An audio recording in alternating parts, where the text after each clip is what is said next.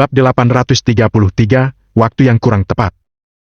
Agam, tadi aku mengobrol dengan Paman Jehan, keluarga Budiono masih membersihkan pasukan di sekitarnya. Menurutmu? Susan menatap Agam. Dia tahu bahwa setelah ini Agam akan bertarung melawan kepala keluarga Budiono. Orang itu adalah musuh yang sangat menakutkan. Kekuatannya terbatas dan dia tidak bisa membantu Agam. Dia hanya bisa mencoba memberikan beberapa informasi berharga.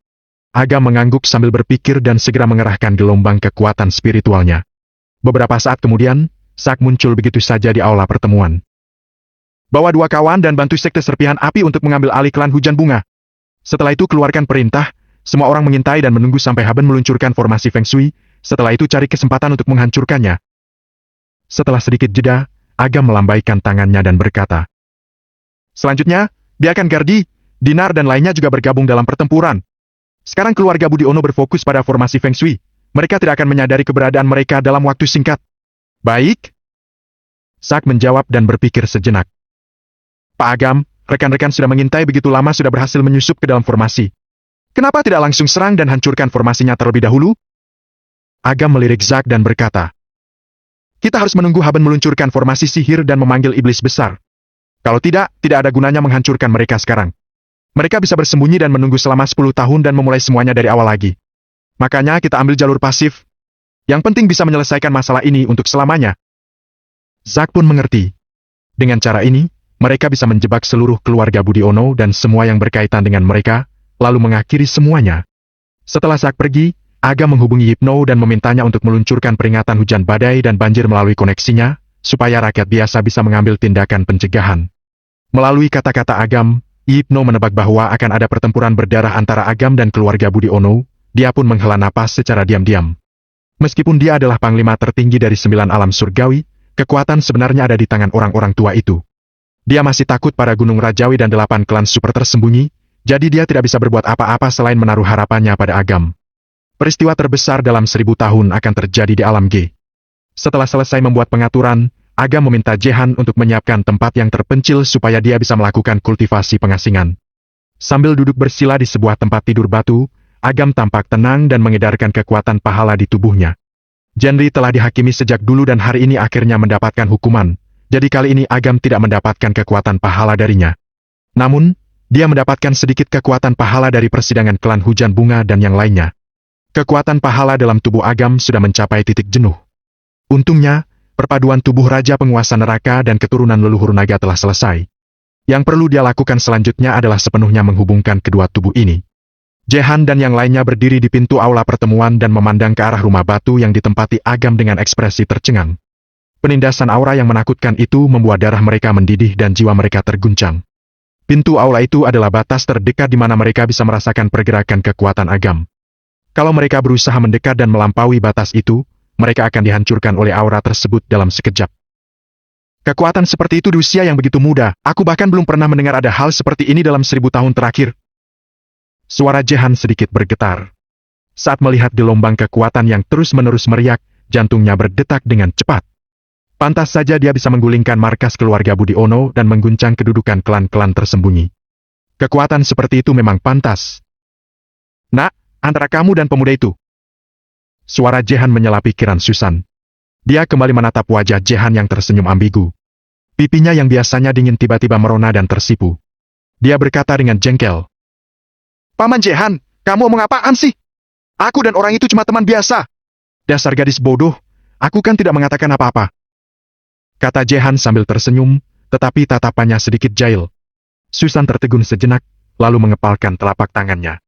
Dia menarik napas dalam-dalam dan menggelengkan kepala sambil berkata, kita berdua hanya bisa jadi teman.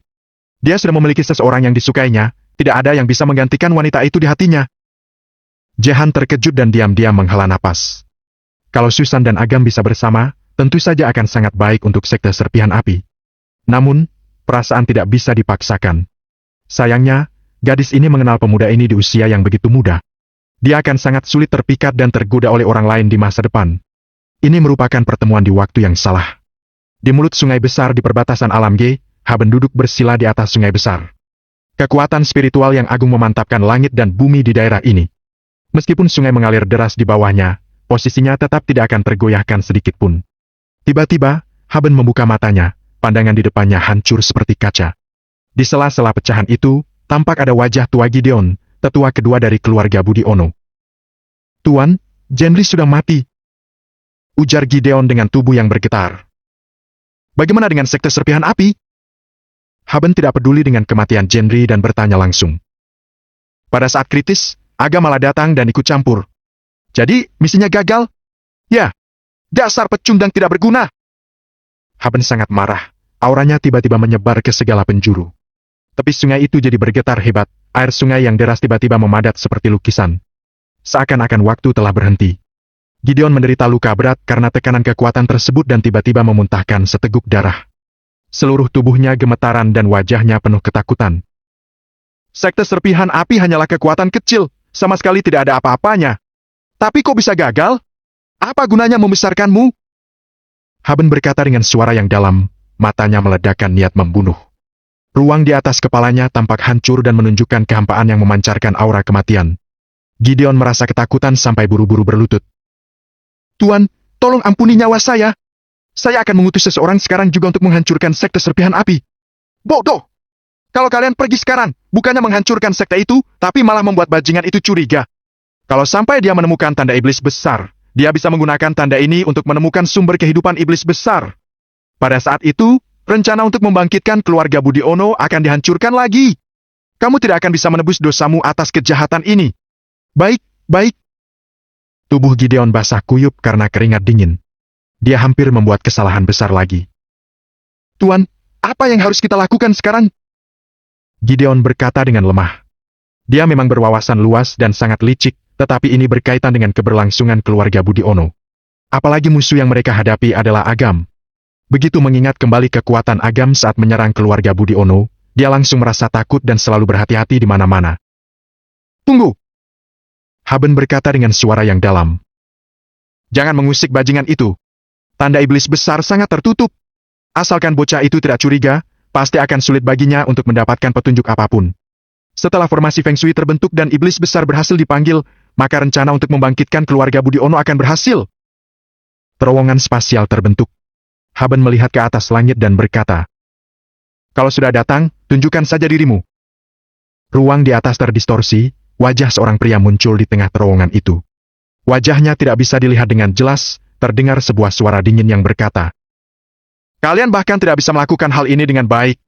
Keluarga Budi Ono memang pantas menduduki peringkat terakhir dari 36 klan tersembunyi." Mendengar ucapan orang itu, Haben langsung menatapnya dengan ekspresi dingin. Namun, begitu dia mengingat identitas orang tersebut, dia hanya bisa mengembuskan napas dalam-dalam dan menekan amarahnya, lalu berkata, "Kano, bajingan kecil itu adalah penghambat terbesar yang menyebalkan. Ketika klan Coven bertemu dengannya di masa depan, kalian pasti akan mengerti. Kalau tidak salah ingat, bajingan ini juga pernah mengusik klan Coven. Cucu dari tetua ketiga kalian, yang namanya Lolayasa, dibunuh oleh bajingan itu, kan?" Bab 834, Penyatuan Kebajikan Langit dan Bumi. Kano terdiam beberapa saat, lalu dia berkata dengan nada dingin, "Kamu tidak punya hak untuk bertanya tentang klan Coven. Perlu kamu ingat kalau memanggil banjir dan menyelesaikan altar tulang belulang adalah masalah kedua. Yang paling penting adalah membunuh penguasa neraka. Kamu tidak boleh membiarkan dia mengembalikan sebab dan akibat dari alam G. Kalau tidak, alam G yang terletak di area tengah 9 alam akan dipulihkan. Setelah sebab dan akibat dipulihkan, maka itu akan memengaruhi alam lain. Kalaupun keluarga Budi Ono dapat bertahan, nasib yang kamu alami akan lebih buruk dibanding berada di neraka." Mulut Haben berkedut, dia benar-benar tidak bisa membantah. "Kalian sangat ingin Agam mati. Kalian berencana mengirim berapa orang?" Haben mencibir. "Jangan salahkan aku karena tidak mengingatkanmu. Kekuatan bajingan kecil itu lemah, tetapi tubuh penguasa neraka di dalam dirinya telah bangkit.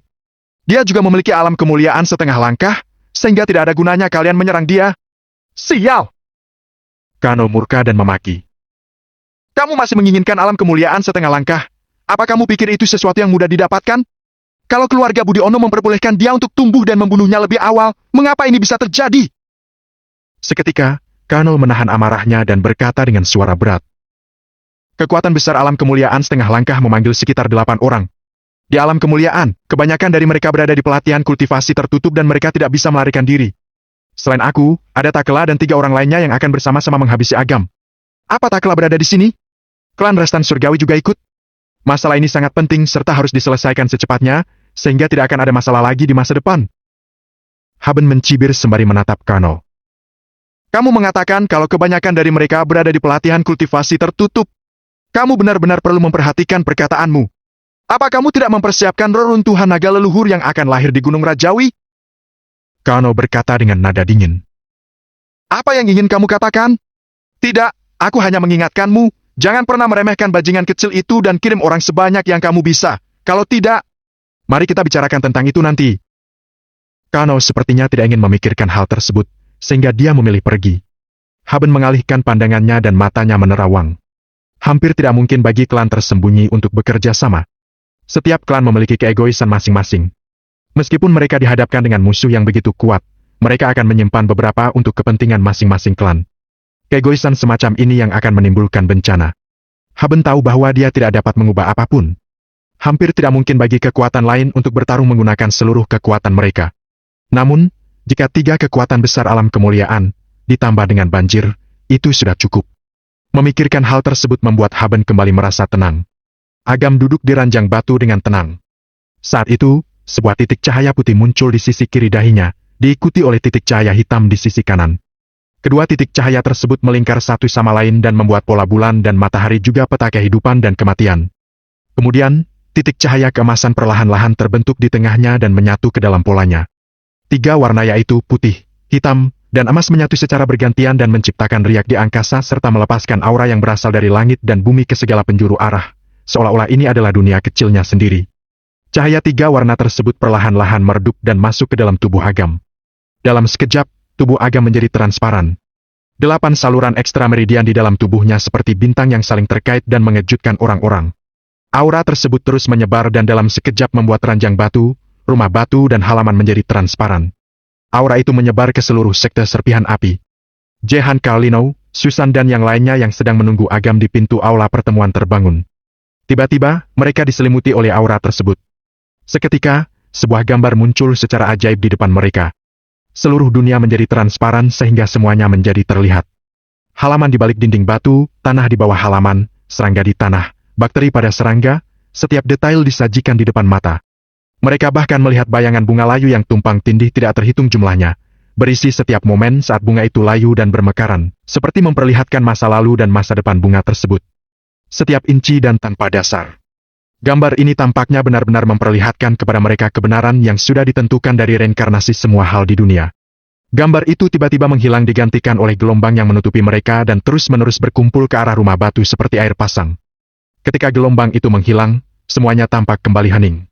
Namun, keheningan ini hanya berlangsung sebentar, sebelum tiba-tiba meledak dan mengeluarkan sinar cahaya putih, hitam, dan emas yang melesat ke langit-langit rumah batu. Langit tampak berubah menjadi warna aurora yang sangat indah. Putih melambangkan kehidupan. Hitam melambangkan kematian. Emas melambangkan otoritas tertinggi dari garis keturunan. Saat ketiga warna cahaya berkumpul dan menyatu, tatapan semua orang terkejut, bayangan besar penguasa neraka terbentuk. Seekor naga emas terbang dengan cakar sepanjang hampir ribuan meter dan berkelok-kelok di sekitar tubuh penguasa neraka. Kekuatan reinkarnasi kehidupan dan kematian yang mengesampingkan langit dan bumi, serta tekanan darah dalam tubuh perlahan menyebar dan membuat kaki semua orang gemetar. Aum! Naga leluhur emas tiba-tiba meraung dan mata penguasa neraka memancarkan cahaya dingin yang dalam serta aura yang kuat perlahan menyebar. Pada saat itu, hantu dan dewa ketakutan, langit dan bumi ketakutan, Jehan dan yang lainnya tidak bisa berbuat apapun selain membungkuk sedikit. Meskipun aura ini tidak mengarah pada mereka, intuisi mereka membuat mereka hampir berlutut. Agam perlahan mendongak, dia menatap kejadian tersebut lalu bergumam pada dirinya sendiri. Akhirnya penyatuan berhasil, selanjutnya. Merasakan kekuatan pahala di dalam tubuhnya membuat dia seperti ingin mati. Agam menarik napas dalam-dalam dan mencabut pembatasan pada kekuatan pahala. Dalam sekejap, kekuatan pahala yang besar mengalir keluar seperti banjir besar dan berdampak pada 8 saluran ekstra meridian Agam. Perpaduan tubuh penguasa neraka dan keturunan leluhur naga membuat semua kekuatan pahala terkumpul ke dalam tubuh Agam. Pelepasan kekuatan pahala membuat tubuh Agam tiba-tiba meledak menjadi cahaya terang. Di balik wajahnya yang tenang, ledakan tersebut meninggalkan rasa sakit. Pengumpulan kekuatan pahala terlalu banyak. Jika bukan karena gabungan antara tubuh Agam, penguasa neraka dan keturunan leluhur naga, tubuhnya pasti tidak akan kuat menahan begitu banyak kekuatan. Penyatuan kekuatan pahala penguasa neraka dan keturunan leluhur naga secara bertahap mulai menyusut dari ribuan meter menjadi 100 meter dan akhirnya menyusut hingga puluhan meter dan berdiri di atas rumah batu. Meskipun ukurannya berkurang ratusan kali, aura yang dipancarkannya lebih kuat dan solid. Kekuatan yang menakutkan menyebar, dengan rumah batu sebagai pusatnya dan menghancurkan ruang di sekitarnya inci demi inci. Merasakan aura menakutkan yang terus mengalir, ekspresi wajah semua orang ketakutan. Mereka sama sekali tidak bisa menghentikan kekuatan Agam saat ini. Di dalam pikiran mereka, Agam hanya akan terus bertambah kuat dan auranya terus mencapai puncak. Ini adalah... Pupil mata Jehan tiba-tiba menyusut. Dia samar-samar melihat sosok kurus di tengah dahi penguasa neraka yang ukurannya 100 kali lebih kecil. Dia bertanggung jawab atas segalanya. Inkarnasi di luar tubuh, kebajikan langit dan bumi. Menyaksikan tubuh naga emas perlahan-lahan terbentuk dan terhubung dengan tangan dan kakinya serta langit dan bumi yang membuat pikiran Jehan ruwet dan dia tertegun di tempat. Dia menarik napas dalam-dalam dan suaranya penuh keterkejutan. Bab 835, sedikit kasihan. Aura naga yang menakutkan itu menyatu dengan aura penguasa neraka dan sosok 33 meter itu tampak seperti versi raksasa yang menyusut. Dia memancarkan kekuatan penghancur di setiap gerakannya. Agam berdiri dengan tenang di dahi penguasa neraka, pikirannya bekerja dan bayangan ilusi penguasa neraka menguasainya, disertai dengan raungan rendah naga. Ruang di tangannya hancur seketika dan melebar hampir 100 meter ke segala arah seperti lubang hitam dan menghancurkan apapun yang dilewatinya. Hes! Jehan dan yang lainnya tercengang melihat kejadian itu dari kejauhan. Bahkan dari jarak sejauh itu, mereka dapat merasakan bahaya, intuisi mereka yang kuat mengatakan, meskipun Agam hanya mengerahkan sedikit kekuatannya, dia mampu membuat seluruh wilayah sekte serpihan api hancur dan tidak akan ada kehidupan yang tersisa. Mata Agam menyipit. Dia baru saja menguasainya, tetapi kekuatan negatif sudah jauh melampaui bayangannya. Saat ini, Agam mengamati situasi dengan cermat. Dia hampir mencapai alam langit tingkat 7 akhir. Namun, karena tubuh penguasa neraka menyatu sempurna dengan kekuatan leluhur naga, kekuatan Agam hanya berada di alam langit tingkat 7. Tetapi kekuatan tempur dia yang sebenarnya sudah setara dengan petapa agung alam kemuliaan. Selain itu, perpaduan keduanya juga menghasilkan kekuatan baru yaitu kebajikan langit dan bumi. Kekuatan itu setara dengan kekuatan keturunan penguasa neraka. Terlepas dari kekuatan atau kecepatan, itu akan meningkat secara signifikan. Sayangnya, saat ini dia hanya mampu meningkat sedikit, bukan mencapai puncak. Jika kamu dapat mencapai petapa agung alam kemuliaan, kamu dapat menjelma 100 meter dan kekuatanmu meningkat lebih dari 10 kali lipat dari sekarang. Ketika saatnya tiba, membunuh petapa agung alam kemuliaan tingkat 3 akan sangat mudah dan tidak akan takut dengan keluarga Budi Ono. Peningkatan kekuatannya masih terlalu lambat.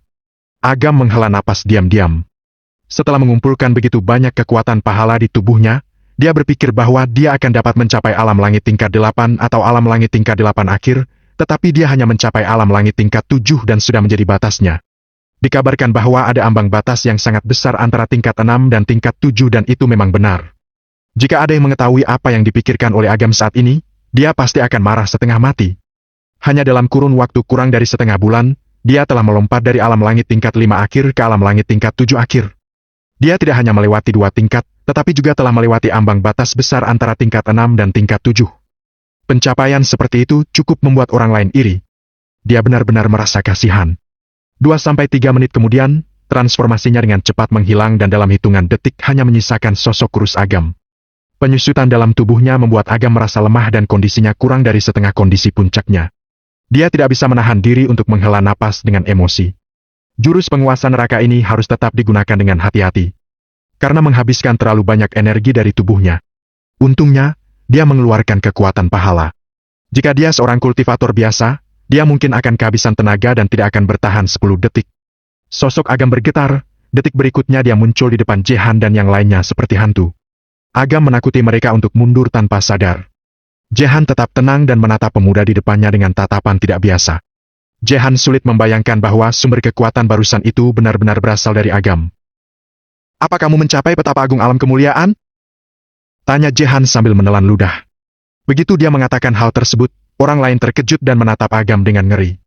Petapa agung alam kemuliaan? Itu adalah alam transenden yang sebanding dengan petapa dan itu adalah tingkatan yang melampaui puncak dunia ini. Banyak orang yang berusaha mencapainya.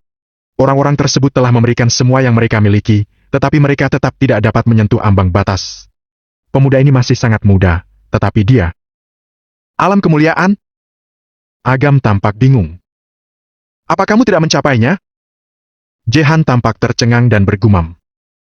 Ini aneh, sejauh yang aku ketahui, hanya petapa agung alam kemuliaan yang dapat menggunakan kebajikan langit dan bumi. Keadaan yang kamu tunjukkan barusan jelas telah mencapai tingkatan ini. Agam tiba-tiba menyadari.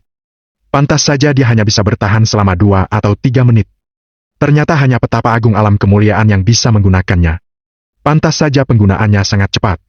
Jehan menatap Agam dari belakang, dia menduga bahwa Agam belum mencapai tingkatan alam kemuliaan dan membuatnya agak tenang, tetapi dia tiba-tiba kepikiran sesuatu. Wajahnya dipenuhi kepanikan dan matanya penuh dengan ketidakpercayaan ketika dia menatap Agam. Kamu tidak mencapai petapa agung alam kemuliaan, tetapi kamu bisa menggunakan kebajikan langit dan bumi. Sialan! Jehan benar-benar kehilangan kesabarannya. Dia telah hidup selama beberapa dekada dan sudah mengalami banyak pengalaman hidup. Saat ini, dia tidak bisa menahan diri untuk tidak melontarkan kalimat makian. Hanya dengan mencapai petapa agung alam kemuliaan seseorang dapat menggunakan kebajikan langit dan bumi sama seperti kekuatan besar alam langit yang dapat satu langkah di atas kehampaan. Ini adalah kebenaran yang tidak dapat diubah. Sepanjang zaman, tidak ada yang bisa melanggar hukum ini. Namun, sekarang anak muda di depannya ini, dia baru saja mematahkannya begitu saja. Bocah ini bukan manusia, kan? Orang lain juga ingat dengan masalah ini. Dibandingkan dengan Jehan, mereka bahkan lebih ketakutan. Mereka sama sekali tidak dapat melihat Agam dengan tatapan normal. Susan menatap Agam dengan aneh. Dia masih ingat ketika dia pertama kali bertemu Agam. Agam hanya sedikit lebih kuat dari dirinya atau bahkan lebih lemah darinya. Namun, setelah sekian lama Agam telah meninggalkan dirinya jauh di belakang dan mencapai alam yang jauh di luar jangkauannya. Harus dikatakan bahwa ini adalah pukulan berat bagi Susan. Namun, orang itu adalah Agam, jadi dia bisa sedikit menerimanya. Agam tersenyum melihat reaksi orang-orang tersebut. Dia tidak pernah merasa kekuatannya meningkat dan menjadi lebih kuat. Dia menjadi berbeda dari orang lain dan berstatus sosial tinggi. Tidak peduli kapanpun, dia tidak pernah menyombongkan dirinya sendiri. Karena itu merupakan sesuatu yang tidak berguna. Bahkan di semua alam, dia hanya manusia biasa. Selamat! Susan mendengus pelan. Melihat kecemburuan yang tidak bisa disembunyikan di matanya, Agam tidak bisa menahan senyum dan berkata, "Mengapa ada sedikit kekesalan pada nada bicaramu?" Susan memandang Agam dan berkata, "Kalau seseorang yang tidak sekuat kamu meninggalkanmu hanya dalam beberapa bulan, kamu mungkin juga tidak akan bahagia. Itu tidak mungkin." Agam mengangkat bahu. Melihat ketidakpercayaan Susan, Agam berpikir sejenak dan berkata, "Apa kamu masih ingat Melinda?" Susan mengangkat alisnya dan mendengus dingin. "Mengapa kamu menyebut dia?" Entah mengapa, mendengar Agam menyebut nama wanita lain, terutama nama Melinda, membuat dirinya merasa sangat kesal. Kekesalan sebelumnya palsu, tetapi kekesalan kali ini nyata. "Aku pernah berhubungan dengannya. Meskipun dia adalah anggota keluarga Budiono, dia sangat baik. Lupakan saja, tidak ada gunanya memberitahumu ini." Melihat mata Susan yang makin sinis, Agam berkata lemah. "Kamu dan dia pada dasarnya adalah Phoenix Api dan Phoenix Es, keduanya saling cocok. Masuk akal juga bagimu untuk punya prasangka terhadapnya. Yang ingin aku katakan adalah keturunan Ningrat Es Ekstrem yaitu Phoenix Es Ekstrem adalah sesuatu yang dirangsang dan dibangkitkan. Kalau tubuh Phoenix kegelapanmu sudah bangkit, maka kekuatanmu pasti akan meningkat secara drastis, kamu bahkan tidak akan kalah darinya. Apa kamu tahu caranya?" Susan mengabaikan yang lain ketika dia mendengar kata-kata tidak kalah darinya matanya yang indah berbinar. Agam mengangguk dan membawa tubuh Susan terbang di udara, kemudian tiba di gurun yang 5.000 meter jauhnya. Agam mengibaskan tangan dengan santai dan melepaskan penghalang, dia benar-benar mengisolasi tempat itu dari dunia luar. "Untuk apa kamu membawaku kemari?" Susan bertanya sambil melihat sekeliling. "Bukankah kamu ingin menyelesaikan kebangkitanmu? Aku bisa membantumu." Agam tersenyum kecil, sedikit cahaya perak melintas di dahinya dan sebuah fragmen jejak patuna melayang keluar. "Sebelumnya, keturunan Ningrat kamu dipaksa untuk bangkit dan bermutasi menjadi Phoenix kegelapan. Saat itu, situasinya kritis dan aku tidak bisa mengendalikannya. Aku harus menekannya sementara." "Aku tahu, jangan berbicara omong kosong." Susan langsung menyela Agam. Saat itu, dia tidak bisa berhenti membayangkan dan pipinya merona.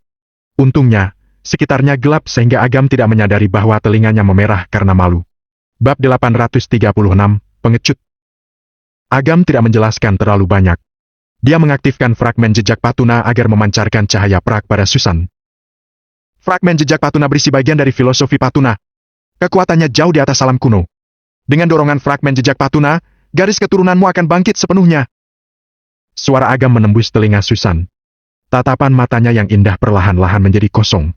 Dia memandang fragmen jejak Patuna dengan terkesiap, seolah-olah hanya dia dan fragmen jejak Patuna yang ada dunia ini. Melihat Susan memasuki kondisi tersebut, Agam berhenti berbicara omong kosong dan lanjut mengaktifkan fragmen jejak Patuna. Sebelumnya Agam tidak berani mencoba. Bagaimanapun, risikonya terlalu besar dan dia mudah kehilangan kendali jika dia tidak berhati-hati. Namun, sekarang sangat berbeda. Dengan alamnya, dia dapat dengan bebas mengendalikan kekuatan fragmen jejak Patuna. Selain itu, tubuhnya menyatu dengan tulang belakang leluhur naga dan dia juga memiliki keturunan leluhur naga, sehingga lebih mudah untuk mengendalikan keturunan Ningrat Phoenix kegelapan Susan. Melalui penyatuan aura fragmen jejak Patuna, Phoenix ganas dengan api gelap, memunculkan mata merah di pupil mata Susan. Mata merah itu memancarkan energi permusuhan yang kejam.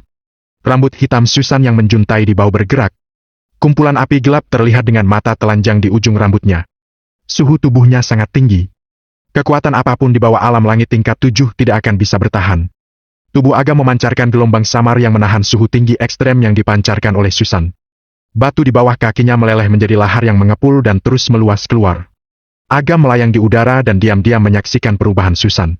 Akhirnya pada titik waktu tertentu, aura di tubuh Susan tiba-tiba memancar, disertai dengan tangisan kesakitan, tubuh Susan mengeluarkan api hitam yang mengerikan, membentuk Phoenix api hitam ratusan meter di udara. Mata Phoenix api hitam memancarkan cahaya pembunuh dan menatap tubuh Susan, seolah-olah ingin mengambilnya untuk dirinya sendiri. Agam menatapnya dengan tenang dan naga emas muncul di kedalaman pupil matanya. Naga emas itu memamerkan gigi dan cakarnya serta memancarkan aura naga yang menakutkan. Pupil mata Phoenix api hitam bergetar dan dia menjerit ketakutan. Tubuhnya dengan cepat menyusut menjadi puluhan meter dan perlahan jatuh ke bawah. Dia membuka sayapnya yang tertutup api hitam dan membungkus tubuh Susan di dalamnya. Tubuhnya dengan cepat meleleh dan terus menyatu dengan tubuh Susan. Meskipun Phoenix api hitam tidak biasa, bagaimanapun juga itu bukan Phoenix leluhur. Menghadapi perlawanan dari keturunan leluhur naga, dia harus tunduk. Agam mengangguk perlahan, kelihatannya sudah berhasil. Agam diam-diam berjaga di samping Susan. Tanpa sadar, hari sudah fajar. Ketika sinar matahari menembus kabut dan menyinari Agam, Agam tiba-tiba membuka matanya dan menatap ke arah kota Yogantara. Matanya memancarkan cahaya dingin. Citra menggunakan tali abadi, dia dalam masalah. Agam memandang Susan. Phoenix kegelapan telah menghilang. Tubuh Susan ditutupi dengan lapisan hitam samar dan auranya meningkat pesat dan teratur. Sepertinya ini butuh waktu. Sosok Agam melintas dan muncul 100 meter jauhnya. Dia melepaskan penghalang kokoh yang melindungi Susan dan menempelkan lapisan pelindung spiritual. Selama kekuatan mereka lebih lemah dari Agam, meskipun mereka lewat, mereka tidak akan melihat situasi di sini. Setelah melakukan itu, embusan angin bertiup melintasi dataran dan Agam menghilang begitu saja. Di dalam penghalang, Susan perlahan membuka matanya, gaun hitam di tubuhnya tiba-tiba hancur. Api ungu kehitaman bertahan di sekitar tubuh Giok. Rambut hitam tipisnya jatuh di depan pinggulnya. Sosoknya menjadi lebih memesona dan dewasa serta memancarkan dea pikat yang mematikan. Dia mengulurkan tangan Gioknya untuk mengangkat gumpalan api hitam dan menyatukannya menjadi gaun hitam panjang untuk menutupi tubuhnya.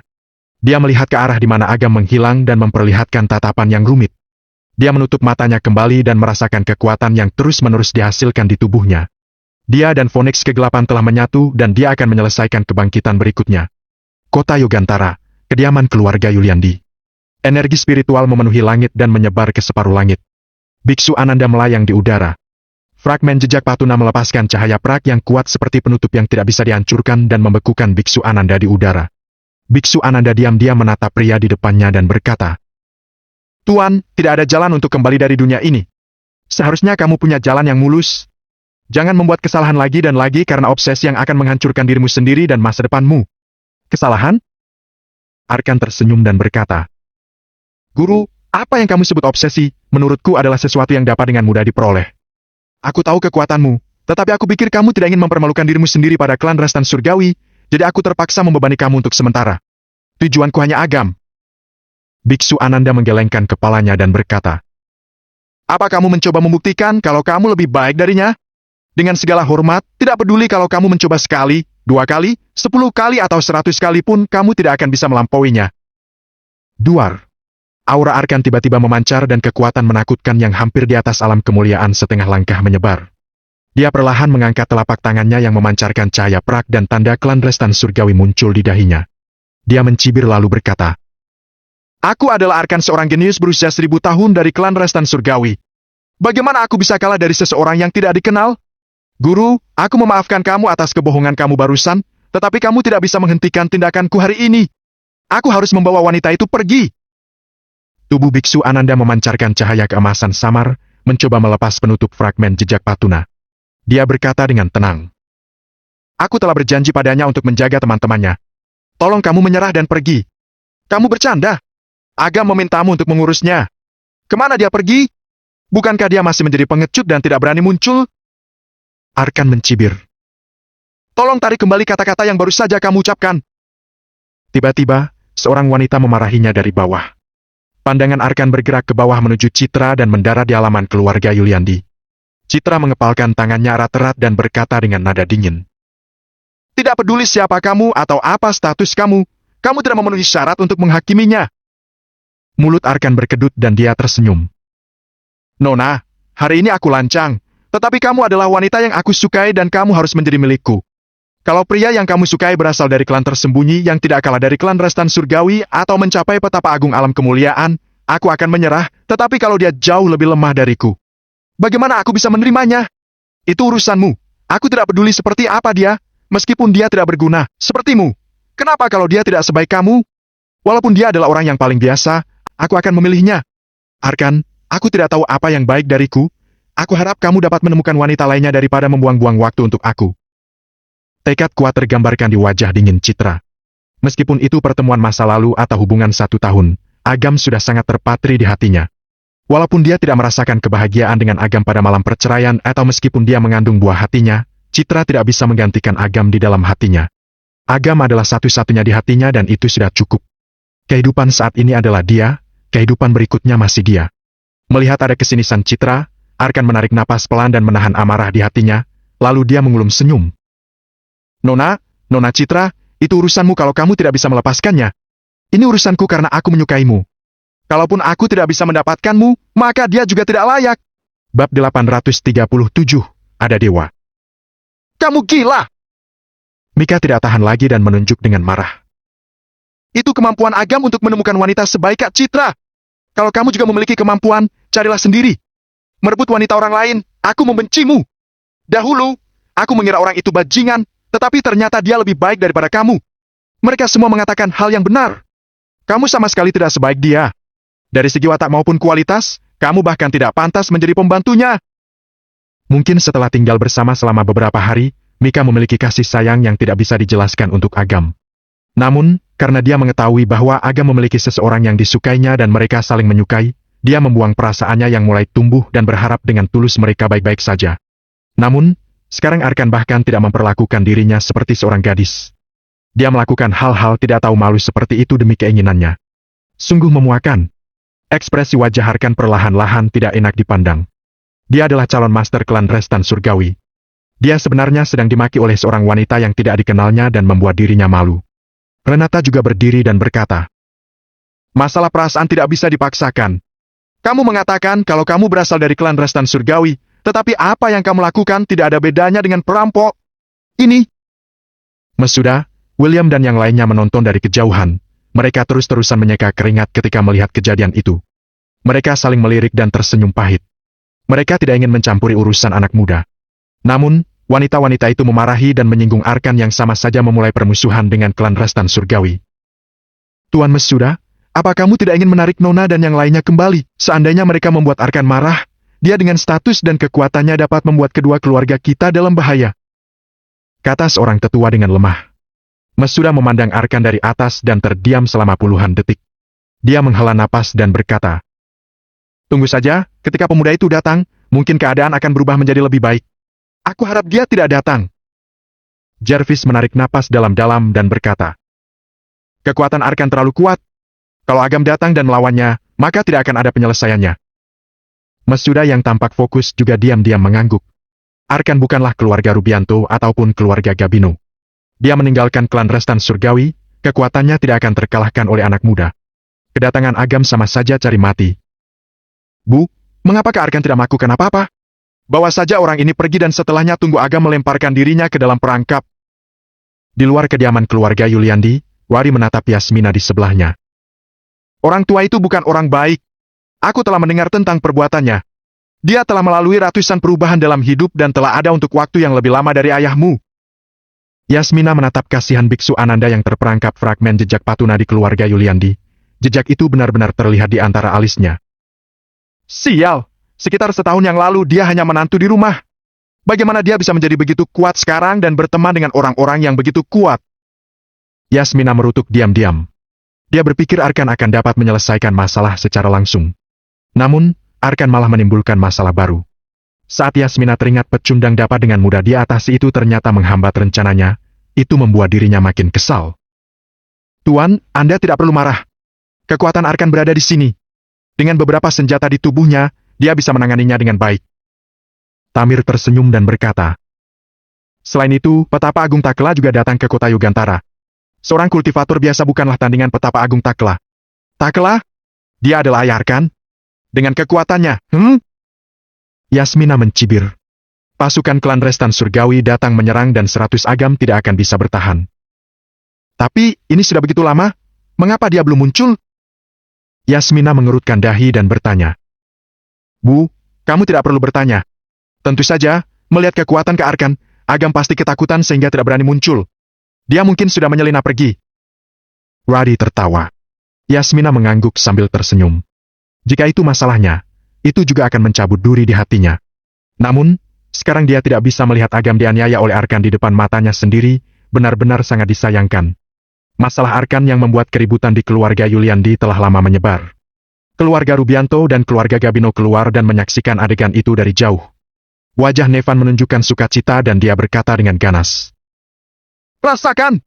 Keluarga Yuliandi sialan, idiot, ini pembalasan untuk kalian. Arkan dari klan Restan Surgawi akan maju. Walaupun kalian punya banyak pasukan, kalian akan mati di tanganku. Xavier menyeringai lebar. Aku pikir keluarga Rubianto akan dipimpin oleh pemimpin dari keluarga Yuliandi di masa depan. Akibatnya, keluarga Yuliandi tidak berpikir jauh dan justru menyinggung klan Restan Surgawi yang merupakan klan tersembunyi peringkat ke-21. Bukankah ini cari mati? Yuda, informan telah menerima kabar kalau tujuan kunjungan Arkan adalah untuk merebut wanita bernama Citra. Ingat di awal Citra juga kelemahanmu, kan? Xavier menatap Yuda dari samping. Yuda buru-buru berkata, Ayah, saya tahu maksud Anda. Anda jangan khawatir. Meskipun Anda memberi saya 10 nyali, saya tidak akan pernah menaruh hati padanya lagi. Tidak hanya itu, kalau Arkan membutuhkannya, saya bahkan bisa menangkap wanita itu dan memberikannya kepada Arkan. Itu benar.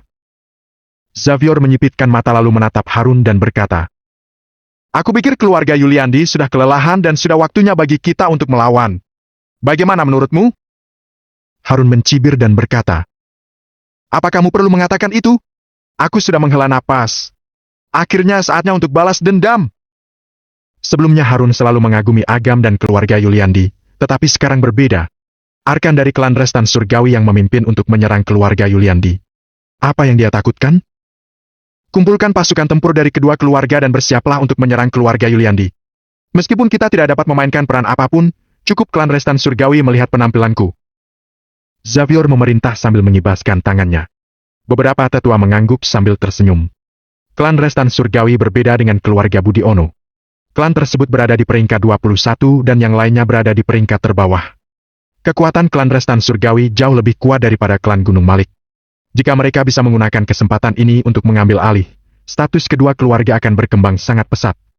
Tidak ada seorang pun di alam G yang berani memprovokasi mereka. Sebuah pesawat terbang di langit biru pada ketinggian 10.000 meter, langit cerah tidak berawan. Seorang bocah laki-laki berusia sekitar 4-5 tahun duduk di kursi sambil memainkan mainan raja monyet di tangannya. Tiba-tiba, bocah itu melihat situasi di luar jendela. Ribuan meter di bawah, terlihat sesosok tubuh sedang melaju dengan kecepatan luar biasa. Hanya dalam waktu singkat, sosok itu dapat menyalip kecepatan pesawat dan berpotensi besar untuk melampauinya. Ayah! Anak itu membangunkan ayahnya yang sedang tidur dan menunjuk keluar jendela sembari berkata, Ayah, lihat, ada dewa! Ayah anak laki-laki itu tampak bingung. Tidak ada dewa di dunia ini. Namun, untuk melindungi kepolosan anak itu, dia berpura-pura menjulurkan kepalanya untuk melihatnya dan matanya langsung melebar. Langit sangat cerah dan pemandangan di luar sangat bagus. Dia melihat sosok seukuran biji wijen melaju kencang. Setiap kali sosok itu bergerak maju, dia akan meninggalkan gelombang yang terlihat dengan mata telanjang lalu beriak di angkasa seperti tanda ekor yang ditinggalkan oleh pesawat terbang. Ayah anak laki-laki itu segera mengangkat ponselnya dan memperbesar. Dia melihat sosok itu kabur dan berseru. Persetan, apa itu benar-benar dewa? Sebelum dia sempat mengambil foto dan video, sosok itu tampak tersapu ribuan meter jauhnya lalu menghilang dari layar ponsel dalam sekejap mata. Ada dewa! Ayah bocah itu bangkit dan berseru yang menyebabkan ekspresi aneh dari penumpang lain. Pramugari berjalan mendekat dan berkata, Pak, pesawatnya akan segera mendarat. Silakan duduk dengan tenang. Tidak, di luar benar-benar ada dewa.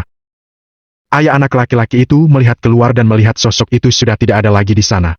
Dia ragu, apa barusan dia salah lihat? Anak laki-laki itu berbaring di jendela dan tertawa sambil berkata, Dewa? Dewa benar-benar ada. Agam tidak tahu perilakunya membuat seorang gadis menaruh hati padanya. Dia hanya ingin bergegas ke sisi Citra secepat mungkin. Tiba-tiba, ekspresi wajah Agam berubah. Dia mengerutkan kening dan berhenti tiba-tiba. Beberapa detik kemudian, ruang di depannya membesar dan muncul sosok yang dikenalnya. Ivan Wangsa. Bab 838, Serangan Naga Suci. Ada masalah apa kawan? Ivan berkata dengan senyum dan nada sedikit mengejek. Kamu masih berani menampakkan dirimu di hadapanku? Kalau kamu berpikir langkah berbayangmu dapat melarikan diri, kamu terlalu percaya diri.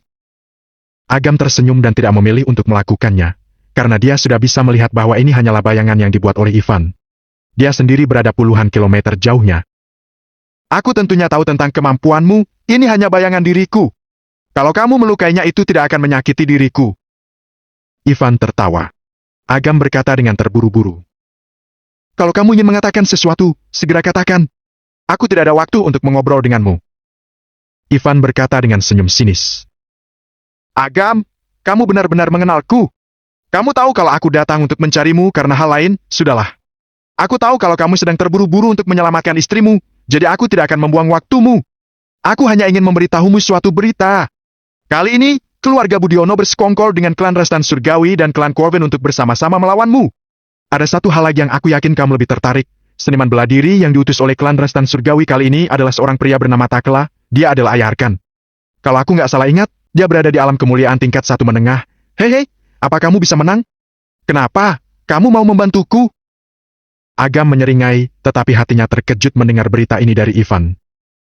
Aku memberitahumu berita yang sangat penting ini supaya kamu bisa mempersiapkan diri untuk bertempur, bukankah ini sudah membantu? Ivan mendekat, menyeringai dan berkata, Kawan, sudah kukatakan, hidupmu adalah milikku. Sebaiknya kamu melawan mereka, aku akan menunggu memetik hasilnya. Agam terdiam, dia menatap wajah Ivan dan berkata sambil menyeringai. Apa kamu khawatir aku bukan tandingan mereka? Kamu mengatakan ini dari sekarang supaya aku bisa bersiap untuk melawan kedua belah pihak sehingga kamu bisa menuai keuntungannya? Senyum Ivan langsung membeku, dia berkata. Lihat, sudah ku bilang itu membosankan, kami sangat mengenal satu sama lain. Kalau kita bisa bekerja sama, pergilah, aku tidak ada waktu untuk ngobrol denganmu. Agam melambaikan tangannya dan menyebarkan bayangan ilusi Ivan. Dia melintas dan bergegas ke kota Yogantara. Agam tidak tahu niat sebenarnya Ivan.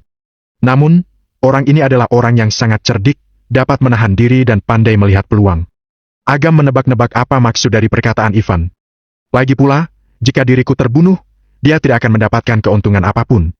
Kedua belah pihak kalah adalah hal yang paling Ivan inginkan. Kota Yogantara, kediaman keluarga Yuliandi. Arkan dan Biksu Ananda masih menemui jalan buntu di udara. Dia melirik kerumunan di bawah, ekspresinya makin tidak menyenangkan. Dia mengira setelah kembali dari klan Restan Surgawi, membawa fragmen jejak Patuna dan cakar naga suci, semua akan membaik. Namun, dia diblokir satu demi satu. Hal ini membuat hatinya yang penuh dengan kecemburuan terbakar amarah, lalu menyerang Biksu Ananda. Dia makin kehilangan kesabarannya, meskipun itu adalah perampokan paksa, dia tetap harus mendapatkan citra dan mendapatkan keturunan Dewi Pembunuh yang dia dambakan. Fragmen jejak Patuna melepaskan cahaya perak, hal tersebut membatasi pergerakan Biksu Ananda. Di sisi lain aura Arkan akan ditingkatkan lagi, jauh mendekati batas alam kemuliaan setengah langkah. Biksu Ananda mengeluarkan cahaya emas, perlahan menghindari serangan Arkan, mengulurkan telapak tangannya untuk menghalau serangan Arkan. Arkan menyeringai, mengulurkan telapak tangannya, mengeluarkan cahaya putih, diiringi dengan nyanyian naga yang menjulang bercampur dengan raungan naga samar. Situasi makin sengit, pertahanan Biksu Ananda melemah. Biksu Ananda kaget melihat sesuatu yang dipakai Arkan di kepalanya. Meskipun Arkan tidak sekuat dirinya, dia punya terlalu banyak alat sihir di tubuhnya. Cakar naga suci di tangannya saja sudah cukup untuk menjadi ancaman bagi Biksu Ananda. Setelah bertempur beberapa saat, Arkan menarik diri dan bergegas ke arah Citra. Biksu Ananda menahan dan mencegatnya. Kamu memaksaku melakukan ini! Arkan murka dan cahaya putih di tangannya diayunkan ke Biksu Ananda. Serangan naga suci! Cahaya putih yang meletus menyembur keluar dan mengembun menjadi naga prak sepanjang 33 meter, berkelok-kelok dan melingkar. Biksu Ananda terperangkap. Biksu Ananda menebasnya dengan telapak tangan, tetapi dihalau oleh naga prak. Pada saat itu, Arkan bergegas menuju ke arah Citra. Dengan kecepatan tinggi dia muncul di depan Citra dalam sekejap mata. Citra mundur setengah langkah, pikirannya bergerak, dan cahaya keemasan tiba-tiba muncul, ingin mengikat Arkan. Tangan Arkan mengeluarkan lagi cahaya putih, membatasi buntalan tali abadi di udara. Meskipun tali abadi adalah sebuah harta karun, tergantung pada siapa yang menggunakannya. Arkan merasa tenang. Dia meraih bahu Citra dan berkata, Nona Citra, kamu adalah wanita yang harus aku miliki. Karena kamu tidak mau mendengarkanku, aku terpaksa menggunakan cara seperti ini. Bajingan! Kekuatan spiritual Hardian tiba-tiba meletus. Dia melambaikan tangannya yang besar dan meninju kepala Arkan. Arkan mengangkat tangannya untuk menangkapnya dengan kuat dan berkata sambil menyeringai. Kalian klan Gunung Malik selalu ingin bergabung ke alami, menikmati kultivasi unik alami, tanpa persetujuanku dari klan Restan Surgawi. Kalian bukan apa-apa. Arakan, jangan bicara omong kosong. Orang macam apa yang merebut istri milik orang lain? Klan Gunung Malik tidak sekelompok dengan orang seperti kalian. Hardian berteriak dengan suara yang besar, dan aura yang tertahan akan meledak lagi. Arkan menendang perut Hardian, dan kekuatan mengerikan meletus menghancurkan aura Hardian. Hardian mendengus, tubuhnya tidak kuat lagi menahannya. Darah mengalir keluar dari sudut mulutnya. Meskipun kamu dan aku sama-sama pewaris klan tersembunyi, perbedaan ras dan kehidupan membuatmu bukan tandinganku. Arkan menepuk pundak Hardian. Tubuh Hardian terhempas ke tanah seolah-olah dia sedang ditekan oleh gunung raksasa. Tanah pecah, memanjang puluhan meter retakan seperti jaring laba-laba. Arkan bahkan tidak menoleh dan menginjak tubuh Hardian. Citra melihat situasi ini, matanya yang indah dipenuhi amarah. Di kedalaman pupil matanya, seseorang dengan tato naga surgawi, pita dan rambut abu-abu panjang muncul. Dia menyatukan tangannya memancarkan energi kebajikan, tetapi dia mengurungkan niat untuk membunuh. Tiba-tiba, udara membeku, dan Arkan mencondongkan tubuh ke bingkai beku di udara, dan matanya terkejut. Dewi pembunuh? Apakah dia terbangun? Arkan terkejut. Terlepas dari apakah itu akan menyakiti Citra atau tidak, cahaya putih di telapak tangannya melonjak. Dia ingin mengendalikan Citra sebelum garis keturunannya terbangun. Jika tidak, jika keturunan Dewi pembunuh benar-benar terbangun, dia tidak akan bisa mendapatkan garis keturunan. Saat Arkan hendak menghentikan serangannya, kekuatan menakutkan yang muncul tanpa alasan tiba-tiba meletus dan meledak ke perut Arkan. Arkan terkejut dan segera menghalau serangan lalu mundur. Dia akhirnya menemukan sumber kekuatan ini. Ternyata dia adalah seorang pria yang tidak tahu kapan munculnya, Agam. Bab 839, serahkan padaku selanjutnya. Saat Citra kehabisan tenaga, dia merasakan tangannya ditarik, tubuhnya gemetar. Kemudian dia melihat sosok pria di depannya, menatapnya dengan curiga. Senyum menawan muncul membuat Arkan cemburu. Dia hanya mendengarnya berkata dengan lembut. Kamu kembali. Aku hampir melewatkannya. Agam menyentuh hidung Citra dan berkata sambil tersenyum.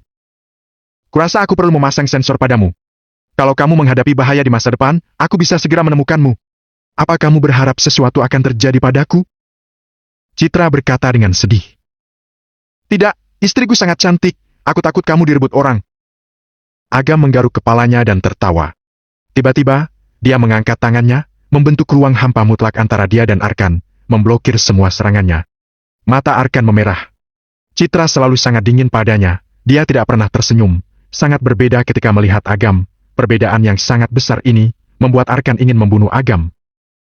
Agam! Pak Agam! Renata, Mika, Wisnu, dan yang lainnya memandang sosok terkemuka itu dan langsung terpaku. Wisnu berteriak. Pak Agam, cepat bawa Citra dan lari, makin jauh kamu berlari, makin baik.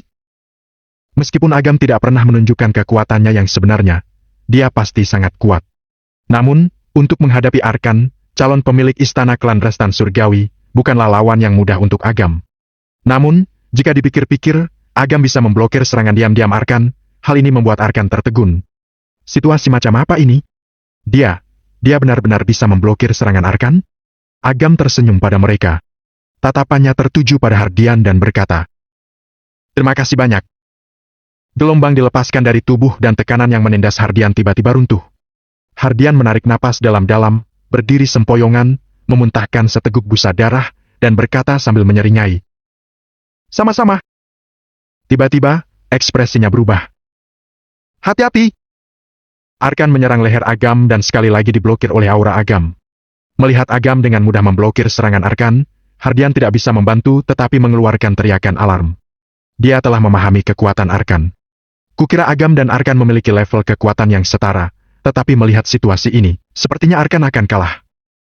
"Sepertinya kamu tidak belajar dari kesalahan." Agam menatap Arkan yang sedang terbakar amarah dengan tatapan yang tajam. Arkan sudah menyerang Citra 2 kali berturut-turut, dia telah melanggar garis batas Agam. Apalagi kali ini dia benar-benar kejam dan hampir memaksa keturunan Dewi Pembunuh dalam diri Citra. Kali ini Agam tidak akan pernah melepaskannya. "Aku memang ceroboh pada pertempuran yang sebelumnya. Kali ini tidak ada yang bisa menjamin siapa yang akan menang." Arkan menarik sudut mulutnya, memperlihatkan senyum dengan sentuhan kekejaman. Dia berdiri di hadapannya, tetapi Agam masih berani mengobrol dengan orang lain. Ini benar-benar penghinaan baginya. "Jangan sok kuat." Citra menarik ujung bawah jubah Agam dengan lembut. Matanya yang indah penuh kekhawatiran. Dia sangat takut sesuatu terjadi pada Agam. Kalaupun Agam terluka, dia tidak akan bisa memaafkan dirinya sendiri. "Berurusan dengan orang seperti ini harus jauh dari kata kuat." Agam tersenyum. Pada pertempuran sebelumnya, Arkan tidak bisa mengancamnya. Terlebih lagi, saat ini dia sudah menyatukan kekuatan penguasa neraka dengan keturunan leluhur naga, dan bahkan menyerap kekuatan akumulasi pahala besar sebelumnya. Selama beberapa hari ini, kekuatan Arkan telah meningkat dan saat ini dia membawa beberapa alat sihir, meskipun demikian Agam masih bisa dengan mudah menghancurkannya. Tentu saja, apa yang ingin dilakukan Agam bukan hanya menghancurkannya. Namun, Agam tahu bahwa sebelum dia tiba, Citra berada di bawah tekanan besar. Meskipun harus bertarung hidup dan mati, dia tetap tidak akan mengampuni Arkan. Agam memeluk lembut Citra. Dalam keadaan yang sedang memanas itu, dia berkata dengan lembut, "Aku tidak akan melepaskan siapapun yang mengancammu, karena aku adalah suamimu. Kamu..."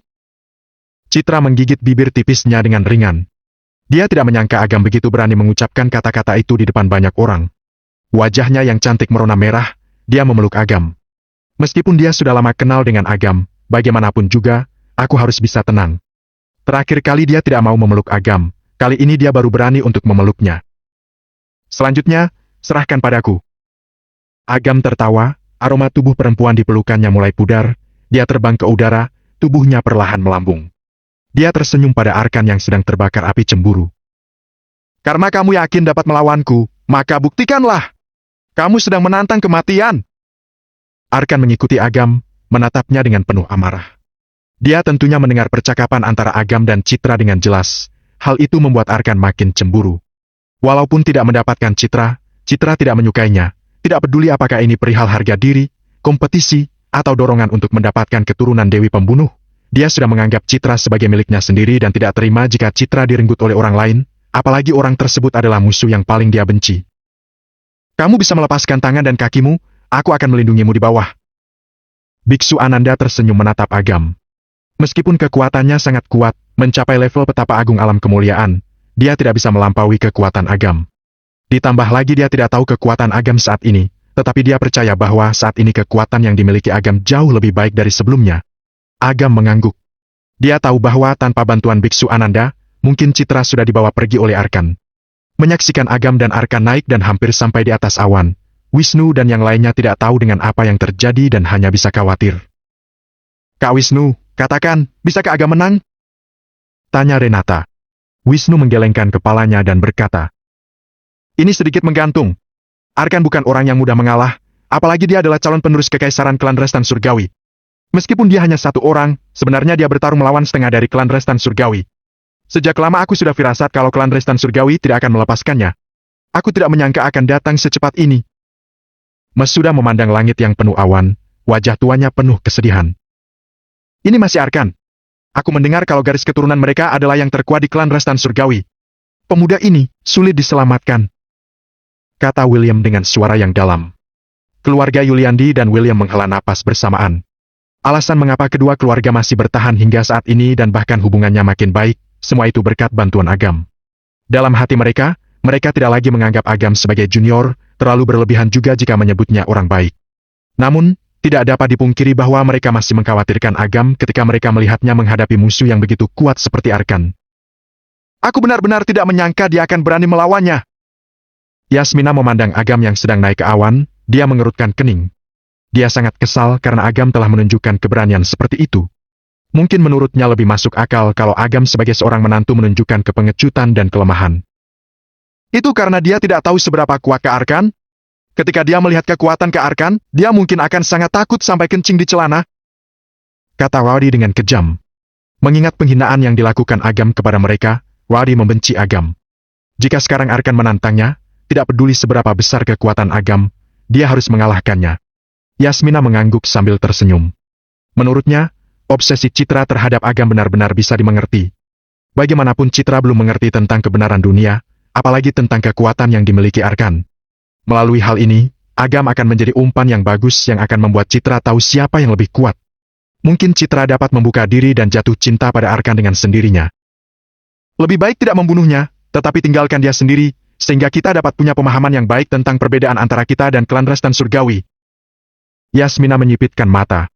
Tamir tersenyum dan berkata, Tuan, jangan khawatir. Arkan adalah orang yang sangat pintar. Dia tahu apa yang harus dilakukan untuk menunjukkan kekuatannya. Ini akan menjadi pertempuran yang seru dan menegangkan. Bagus. Yasmina melihat awan di atas. Dia seperti telah melihat Agam melarikan diri dengan tergesa-gesa dan berlutut untuk memohon belas kasihan. Dia tidak sabar untuk mencibirnya. Aku benar-benar menantikannya. Bab 840, mengirim harta karun. Mereka berdua sudah tiba di atas awan. Melalui asap awan yang sangat halus, Arkan melihat Agam dan mengingat penghinaan yang diderita sebelumnya. Aura di tubuhnya diam-diam keluar dan meluap, mencapai titik yang sangat mencengangkan. Kamu harus tahu kekuatan klan Restan Surgawi yang saya miliki. Suara dingin Arkan perlahan keluar dan berkata sambil mencibir. Meskipun kekuatanmu luar biasa, kali ini aku telah melakukan persiapan yang cukup. Kamu akan menyambut masa kejayaanku, dan kamu tidak akan punya peluang untuk menang. Agam membentangkan tangannya dan berkata, Karena kamu sangat percaya diri, maka datanglah. Aku akan menemanimu kapan saja. Jangan khawatir, aku akan membunuhmu, tetapi membunuhmu secara langsung agak membosankan. Wanita itu adalah favoritku. Dalam hal identitas, status, dan kekuatan, aku layak untuknya. Sedangkan kamu? Apa yang kamu miliki? Dari klan macam apa kamu? Kamu nggak punya hak, nggak punya kekuatan untuk menikahi keturunan Dewi Pembunuh yang sudah memiliki seseorang, dan kamu juga tidak takut kehilangan nyawamu. Setelah mendengarkan kata-kata Arkan, Agam mengangkat alisnya. Arkan secara langsung menyinggung keturunan Dewi Pembunuh. Dia tidak ragu dengan tujuannya. Itu menunjukkan bahwa dia bertekad untuk mati di sini. Idenya sangat bagus, tetapi sayangnya, itu terlalu tidak realistis. Agam tidak sedikit pun marah. Dia tersenyum dan berkata, Ya, aku memang tidak berdaya. Dibandingkan dengan kamu, aku hanyalah pecundang. Arkan agak terkejut. Jika orang biasa mendengar kata-kata ini, mereka akan sangat marah. Tetapi dia tidak menyangka Agam tidak membantah dan bahkan membenarkan ucapannya. Namun, kalimat Agam berikutnya seperti menamparnya. Katamu, aku sangat tidak berguna, tapi aku memukulimu seperti sapi. Katakan padaku, apa kamu terlalu lemah? Apa kamu terlalu lemah? Apa kamu terlalu lemah? Mengulangi 3 pertanyaan berturut-turut hal itu membuat Arkan sangat murka. Karena kamu tidak mendengarkanku, maka aku hanya bisa membunuhmu. Saat kata terakhir Arkan terucap, aura langit ini tiba-tiba menegang, dan sepertinya angin pun diam. Wajah tampannya tertutup rasa dingin, dan sosoknya tiba-tiba menghilang seperti hantu. Dengan bayangan Arkan yang menghilang, Agam tidak panik, bahkan dia tidak melakukan pertahanan. Dia hanya berkata dengan samar. Kamu lahir di klan Restan Surgawi. Sejak kamu masih muda, kamu telah menikmati sumber daya dan kultivasi terbaik. Ketika kamu mencapai usia tertentu, kamu dapat memperoleh pencapaian yang tidak dapat dicapai orang lain melalui warisan. Bagaimana dengan aku? Tidak ada apa-apa. Sejak kamu masih kecil, keluargamu terpisah, sanak saudaramu berkhianat, orang tuamu meninggal, dan kamu dipisahkan hidup dan mati. Dibandingkan asal-usulmu, aku memang jauh lebih rendah darimu. Tapi, kalau kamu percaya kamu lebih unggul karena masalah ini, dan bisa mendapatkan semua yang kamu inginkan, maka kamu salah. Agam melepaskan gelombang tipis dan menyembur ke segala arah. Ruang yang hanya berjarak setengah meter dari Agam sedikit berfluktuasi, dan kemudian sesosok tubuh bergetar keluar dari ruang udara. Arkan menyerang. Wajah Arkan sangat marah. Telapak tangannya yang ramping menghantam Agam, gelombang menyebar. Sekelompok angsa liar yang terbang ke selatan beberapa kilometer jauhnya hancur berkeping-keping. Ekspresi Agam tidak berubah. Dia membalikkan telapak tangannya, kemanapun dia pergi, ruang runtuh menjadi serangkaian retakan gelap. Kemampuan yang lemah! Arkan menekan telapak tangannya ke depan, dan kekuatan spiritual yang luas menetralkan tangan. Segera setelah itu, tubuhnya terangkat dan meluncurkan serangan tajam ke Agam. Teknik gerakan Agam sangat elegan. Dia menghindari serangan Arkan berkali-kali dan membalas tembakan sampai batas tertentu. Arkan meninju keluar, terpental beberapa langkah bersama Agam. Dia tidak melakukan serangan lebih lanjut. Sebaliknya, dia menatap Agam dan berkata, "Kamu terlalu mengecewakanku. Aku tahu kamu sengaja menahannya. Aku masih belum mengeluarkan seluruh kekuatanku." Agam hanya terdiam. Dari mana Arkan tahu jika Agam sengaja mempertahankan kekuatan untuk melawannya di tingkat yang sama dengannya? Mengetahui dari Ivan bahwa ayah Arkan tak kelak akan datang ke kota Yugantara, Agam siap bermusuhan dengan klan Restan Surgawi. Jika kamu ingin memenangkan setiap pertempuran, kamu harus terlebih dahulu mengenal musuh dan dirimu sendiri. Agam terus-menerus mundur dan menahan serangan untuk melawan di saat yang tepat. Dia sengaja menguji sampai mana batas Arkan dan memahami fondasi klan Restan Surgawi, seperti bagaimana dia berurusan dengan keluarga Budi Ono. Dengan kata lain, Arkan hanyalah pion bagi Agam untuk menguji kemampuan klan Restan Surgawi. Dia tidak peduli hasilnya, karena dia sama sekali tidak takut.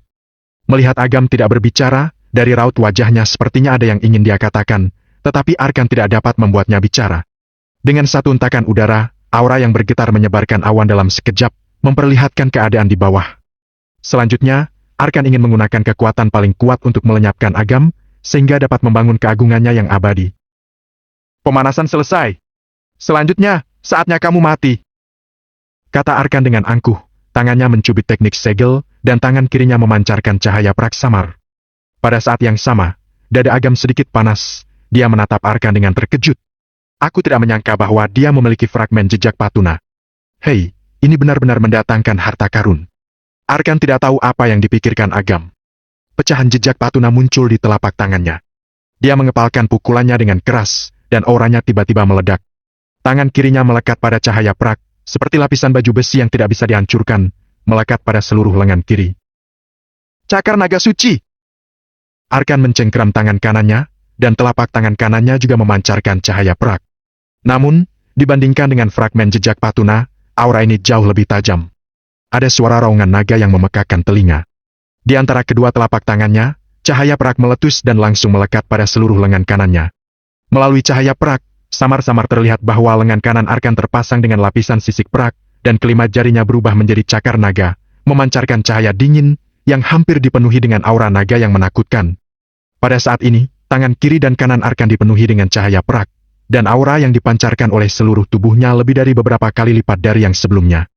Secara khusus, perubahan cakar naga suci di tangan kanannya seperti naga sungguhan, membuat semua orang gemetar. Dibandingkan dengan kekuatan yang ditunjukkan Arkan, Agam tampak kecil, seperti cecunguk kecil yang tak terlihat. Arkan benar-benar mengeluarkan fragmen jejak Patuna dan cakar naga suci. Kekuatan ini benar-benar dapat mengalahkan Agam. Tidak ada ketegangan dalam pertempuran ini.